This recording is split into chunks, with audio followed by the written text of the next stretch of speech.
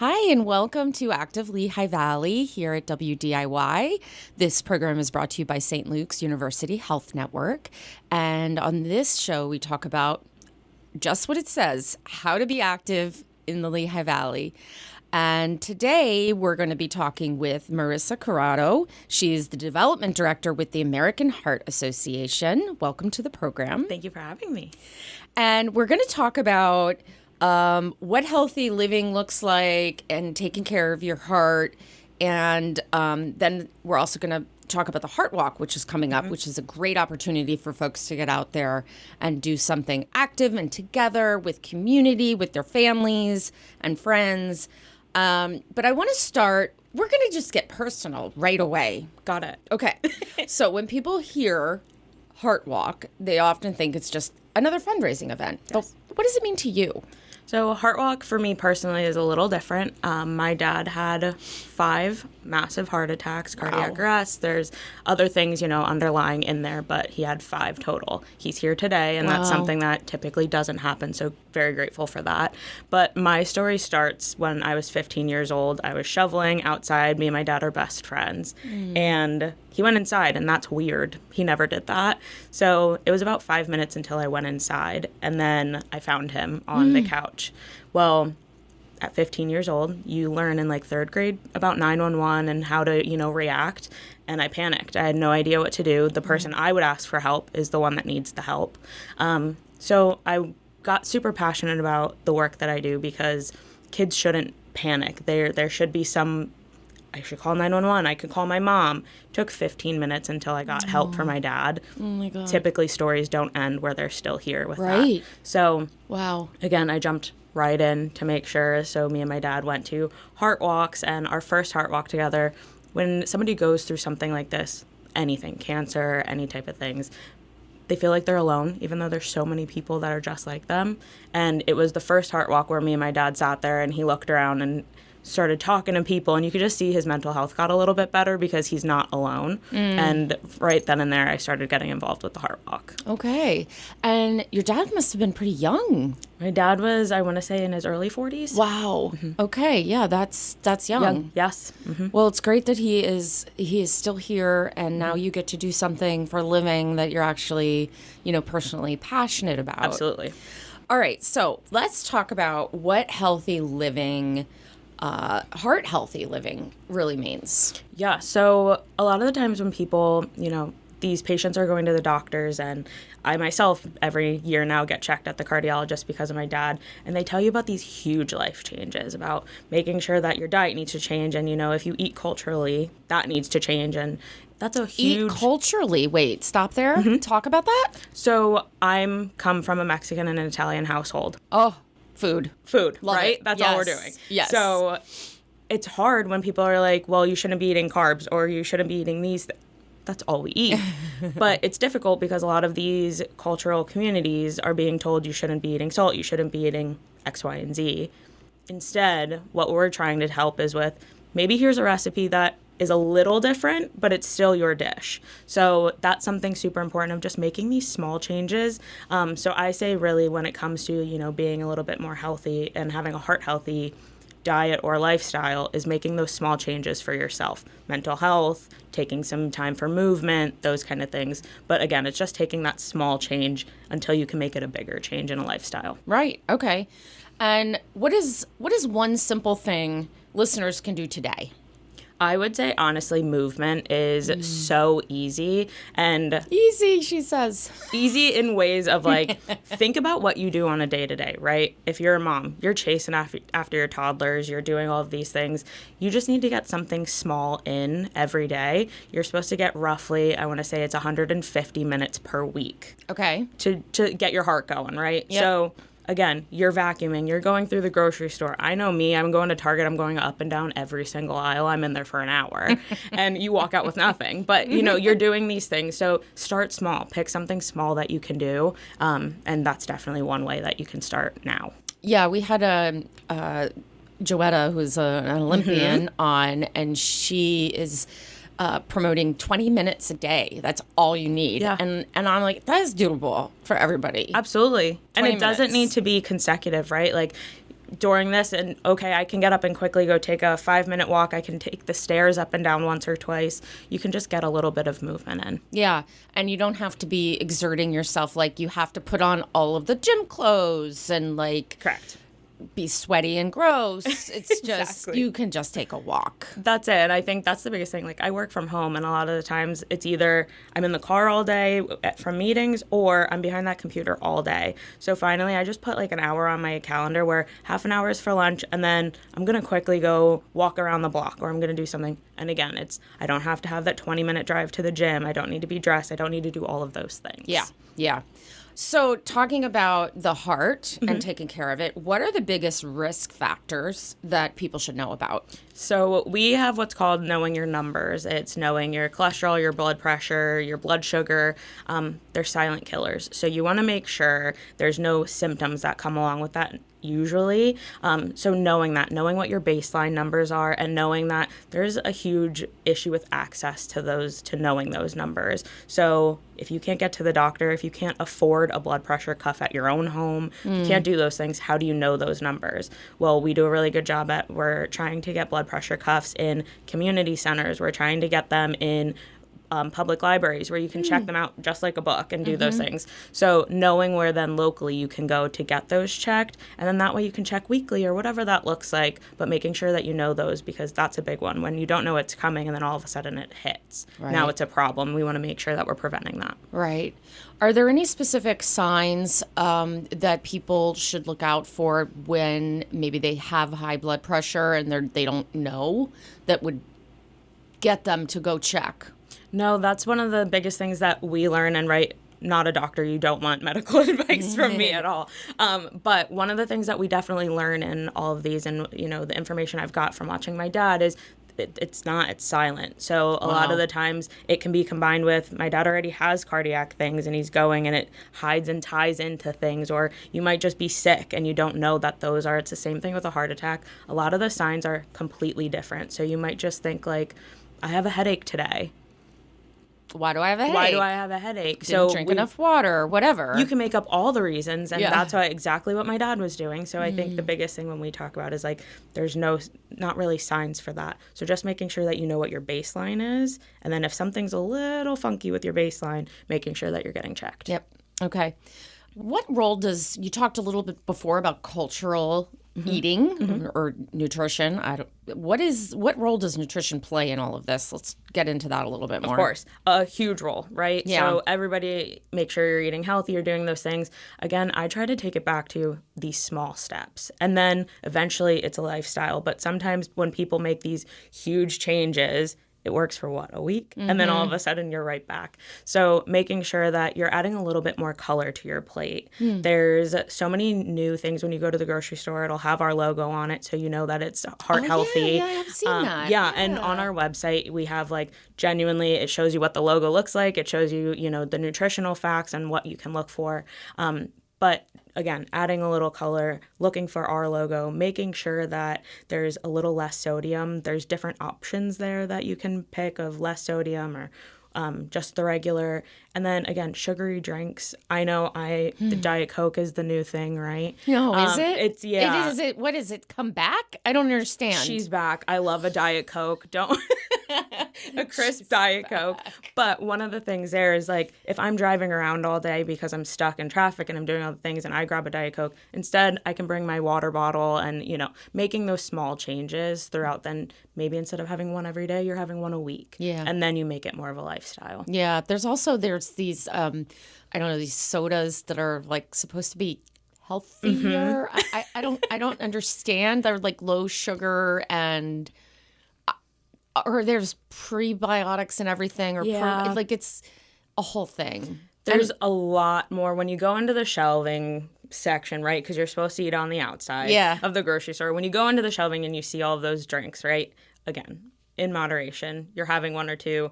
If not, and you're like, I'm never going to drink these again, there's going to become a time where all of a sudden now that's all you're drinking again. So it's in moderation. So yes, there are definitely healthier options there. But at the end of the day, again, just making those small changes until it becomes something where you're like, I don't need that at all. Yep.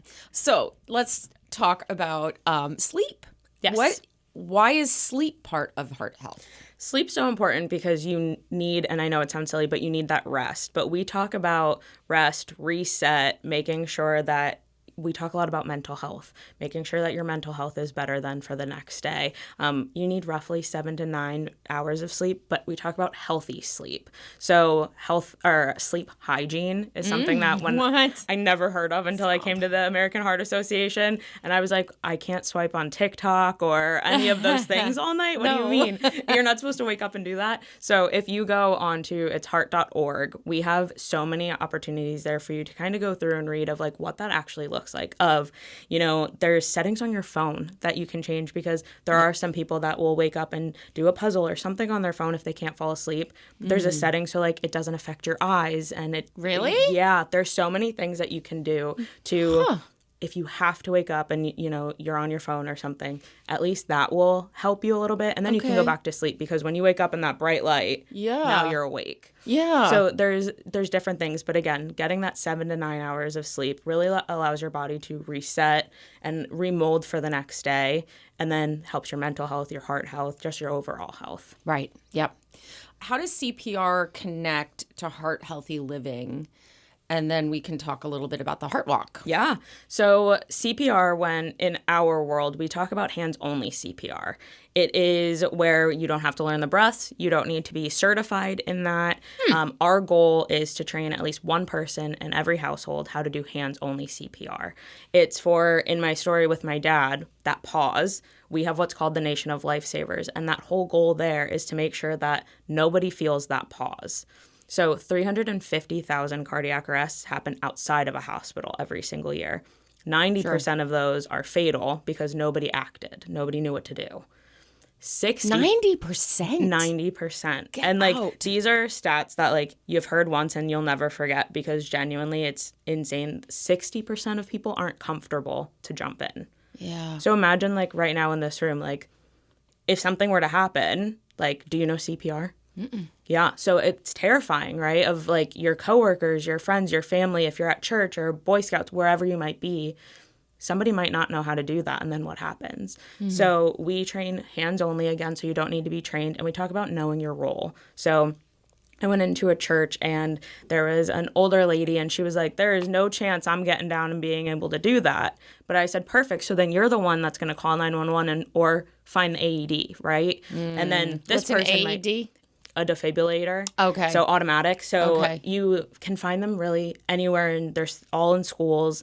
They're supposed to be, you can find them in your libraries. Same thing as a fire extinguisher when you go into a building. It'll have that red cone. It'll say AED so you know where it is. Okay. And I definitely recommend that everybody knows where they are in a building if you're there. And if your building doesn't have one, making sure that you know the closest one. So like cop cars always have them. So if something were to happen here and let's say there's not one here, you know that you can run downstairs and get one. Or anything like that, right? But it's just another tool. So first thing is compressions. When you start compressions immediately, it doubles and almost triples your survival rate. So immediate compressions, and then you have somebody go call 911. You have somebody go get an AED. Then you have time for somebody to get there and take over and do all the things that they're supposed to with the breaths and everything. Right. But the whole point of hands only is that somebody can act immediately and get the heart pumping. And then somebody that actually knows what they're doing can jump in and handle the rest. Right. So it's to stop that pause, make sure that we start acting immediately, and make sure that we are all not scared when it's happening. Yeah.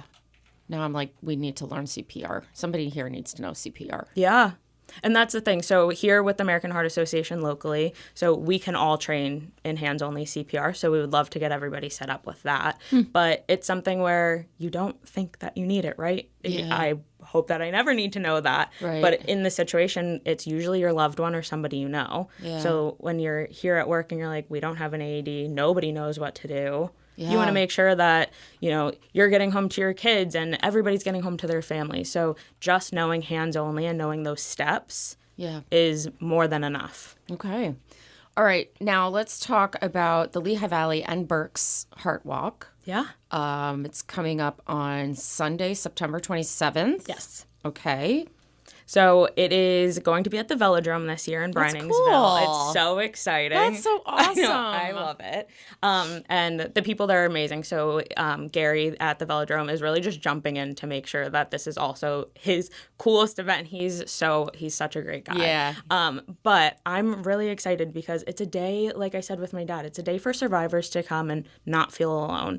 You can come as a single individual and walk out with a bunch of friends. It is a great place. But we have what's called Be Extraordinary this year, and it's a festival for prevention. So all the things we talked about, you're going to be able to come and check your numbers. We have screenings there. You're going to be able to come and learn how to move a little bit more. Our goal is to have some personal trainers that are explaining those things of, how do I come back? Or, we have cardiac rehab where I want to get back to lifting weights, or I want to get back to doing this in my normal day-to-day. How do I do that healthily? So we're trying to get people there for that, but it's all about prevention. And the whole point of it calling Be Extraordinary is because it takes one extraordinary moment, one extraordinary person to change some lives. So you get to learn hands-only CPR there, so you can bring out whoever you want, and you'll learn that day.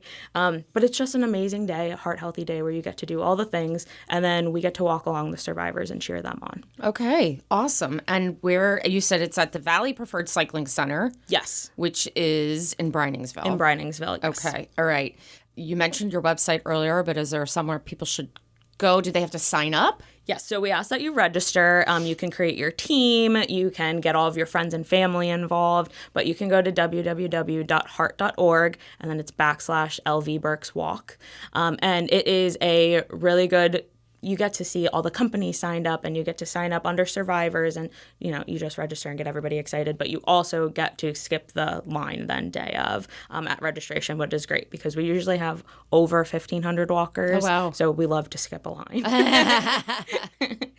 Love to skip a line. Yes. And can corporations put teams together? Absolutely, yes. Okay. So that's the amazing part of Walk is everybody makes their shirts. So you walk in and you see all of the companies and corps have all of their different T-shirts and show the sea of all of their shirts and all of the people in their company. It's a great time to have employee engagement opportunities, to see that, there might be a heart family in your company and you want to show them support. So it is a really good opportunity for that as well. Okay. Are there any other events that the Heart Association does that kind of brings people together and educates them about heart health? Absolutely. So we have two other core events. One is our Go Red for Women luncheon. That's in June every year. So we just had that, but we really talk about women's heart health and the importance of that. A lot of the research done for heart health is on men. So we are really trying to bring awareness. Yes, I learned that at the Heart Lunch. Yes, and that it's very frustrating. Not enough studies being done on women. And yeah, interesting. And you had lots of great stories at that Heart Lunch this year. Really inspiring. Yes, it is one of my favorite. I say that about all of the events, let's be honest. But that is just amazing to see where, it's 1 in 3 women die from cardiac arrest every year. And that's insane. And we're trying to make sure that number definitely dwindles. And one of the things for women's heart health is that we don't have the same symptoms as men. So we always use the stories of like caregivers, right? Of you have kids and they're running around and you're always like, I'll take care of whatever's going on here later, right? And it might just be a headache, or it might just be, maybe I have a little anxiety because there's so many things going on in my life. And then people are waiting and waiting and waiting, come to find out then that it was cardiac problems. So we always just say to make sure, again, knowing your body, taking that time for yourself is the biggest message for that Go Red for Women, because, again, it's these small things and we're losing people because they don't know. Yeah. It's not the left arm going numb or tingling. It's not that elephant on the chest. It's not those typical symptoms. Subtle. They're more Very subtle, yeah. So just knowing, like, me, where it's like maybe I have something like this and I get heart palpitations, I know that. But if I went to the doctor every time that happened, right, I'd be like, oh my goodness. But that's normal for me. So going forward, like maybe that's not normal for you and you're like, what's going on? Then we advise you to go to the doctor. Palpitations aren't normal. Like that's not a normal thing. And I know that because I lived with it my entire life. Yeah. I would be laying in bed as a kid and just like my heart was racing. And I actually had an anxiety attack at work. And drove myself to the doctor and had an EKG done. And that's how I got diagnosed with anxiety because I thought I was having a heart attack. Yeah, I'm right there with you. Nope. Oh, that's not okay. Well, I'm glad I'm not having a heart attack, but what do I do about this anxiety? Correct. It's terrifying, and you don't know that feeling until it actually happens, right? Of what a heart palpitation actually is. And then add on top of, like, I watched my dad have a heart attack, so immediately I'm like, this is happening, right? Yeah. This is it. Yep. And I panic, and I've been in the exact same boat as you of, like, went right to the hospital, and it took a while of them just being like, that's anxiety. And I was like, but what do I do about that, right? Right. So, and, going back to the Go Red for Women, advocating for yourself, because a lot of the times it is, a shoe of, You're just it's anxiety, freaking you're out. freaking Yeah. out. But no, like, mental health is real. So, what do we do about that? We get checked, we do these things, there's medications, there's so many different things, but prioritizing yourself. So that's really the message for the Go Red for Women campaign. And then we have the gala, which is the fun. My coworker, Jess, yes, she does an amazing job every year. And there's a new location, there's new themes every year. And it's the day where we get to dress up, and we really get to dive in. And it's a huge thank you to all of our heart heroes. We get to do the thank you to all of the people that, the docs are in the room, and we get to thank them for all the stuff that they do every year. And then we really get to set the stage of, this is our mission moment. Like, we usually have doctors up there that get to really tell, like, knowledge, advocacy. They get to talk about those things and tell the story. We have about passing the torch of making sure that, the little guy on the stage that just came into life 3 years ago and had open heart surgery is passing it to the older generation. So it's really a storytelling event where we get to do that and say thank you and the importance of it. Yeah. So I want to go back to the AEDs a little bit because one of the things, I think when people think about large organizations, national organizations like American Heart Association, they think, well, that money isn't really staying local, and what is it actually doing here in my community? Absolutely. So why don't you tell us a little bit about what you've done with the AEDs and getting them out into the community and where they are?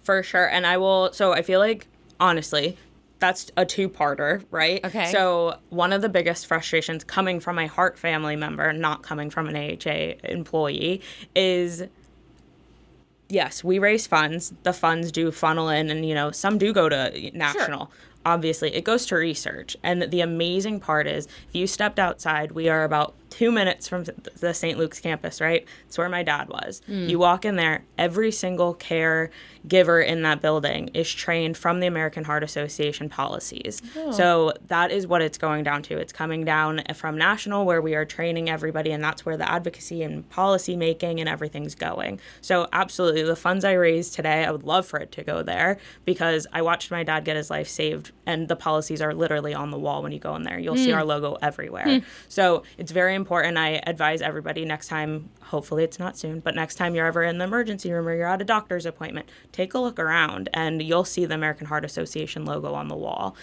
So yes, it does go national, some of the funds. Sure. But then, number one, does that come back local? Yes. But then also all the amazing things that we get to do here, right here in our community, are, like I said, we were able to work with Star Community Health, and we were able to put blood pressure cuffs in we have one in Easton in a community center. We have one in one of our libraries here. We have one in a homeless shelter. We have a bunch of different things going on here.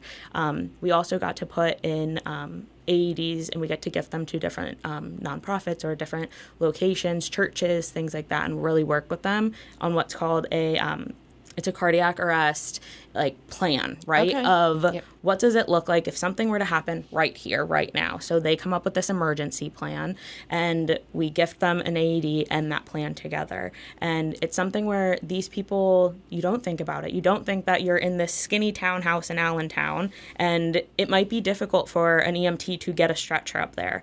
What does all of this look like? So we work with the chief from the fire house, and he came and he was like, this is where the AED needs to go. This is what it looks like. This is what happens if we come. They tell that story, right, of making sure that they're comfortable with what's going on there, because it is important. We were able to help pass an act here locally in the law of making sure that all sports youth teams have AEDs, that high schools have AEDs, that they're learning CPR, that they're learning these things, because genuinely there's so many stories of high schoolers going into cardiac arrest on the field, and there's AEDs, but nobody knows how to use them or where they are. And it's taking so long. So we're making sure that, these kids are educated on where these things are, but so are their teachers, and, the janitor knows how to use it, and those kind of things. So very important. Yeah, great. Okay.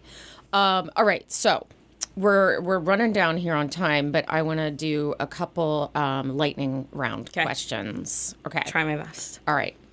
Myth or fact? So true or false? Okay. Coffee is bad for your heart. That's an in-between. Decaf. Stop. Yes. Why? What's the point? It gets the heart going. You don't want that. Okay. I do want that in the morning. I actually need that. Again, moderation, right? You can have a cup, but definitely it's not the best. It shouldn't be your beverage of choice. We shouldn't be having 3 a day. Okay. All right. Thin people don't get heart disease. False. Okay. Yes. You have to run to improve your heart health. You don't. Okay. You have to lift weights to improve your heart health. No. Nope. Okay. False. Okay. 10-minute walks actually make a difference. True. Okay. Sitting all day can cancel out the benefits of exercising. False. From what we're understanding is we sit all day, right? You're at your... I have that standing desk. Mm-hmm. If I raise it once a week, I'm like cheering myself on. I did it. Good girl.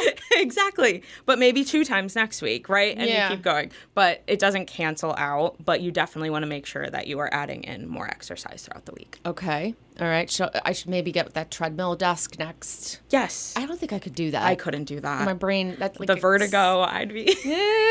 Okay. Eggs raise your risk of heart disease. That I don't know. Where are we with the eggs? I honestly don't know that. Because I feel like that goes up and down every other year. It's like eggs are good, eggs are bad, eggs are good, eggs are bad. Okay, you don't want my medical advice with that. I don't know, but I'll find out for sure. Okay. Eggs. All right. Eggs. All right. So, done with lightning round. If listeners remember only one thing from today's conversation, what should it be? Learn hands-only CPR. Oh. It is the most important. It can save a life. It can save somebody in your family's life. It can save a stranger's life, but it gives everybody a little bit more time with their families, so making sure that they learn that. Okay. All right. And what's one small change that I could make, or anybody could make, this week that would meaningfully improve heart health? I would say movement. It would help your own, but getting with a friend, right? And then it helps you get out there and do it a little bit more, and it helps their heart health as well. And just on top of that, getting involved, asking us questions, how you can get more involved, doing those things. But I would easy. Okay. All right. So everybody needs to start doing walking meetings. Yes. So get off your Zoom. I'm over Zoom. Go meet in the parking lot and do some laps. Yes. And it's not weird. It's not weird. It's not weird because so many people, if I did that outside of my realm, right, might be a little weird. But so many doctors are like, can we just meet on a bench out front, right? Yeah. Why not? Why is that not okay? We're over Zoom. Right. Yeah. Okay. All right. So you've been listening to Active Lehigh Valley, brought to you by St. Luke's University Health Network. I'm here with Marisa from the American Heart Association. And as a reminder, register for the Heart Walk on September 27th. Yes. Right? At Valley Preferred Cycling Center, otherwise known as the Velodrome. You can register at www.heart.org/LV-Berks-Walk. LV Berks Walk. Yes. Okay, great. And you have obviously social media to follow as well, right? Yes. Okay. It's AHA Pennsylvania. AHA Pennsylvania. All right, folks. So get out there, be active, 10 minutes a day, 20 minutes a day, whatever you can do. Correct. And we'll see you next time.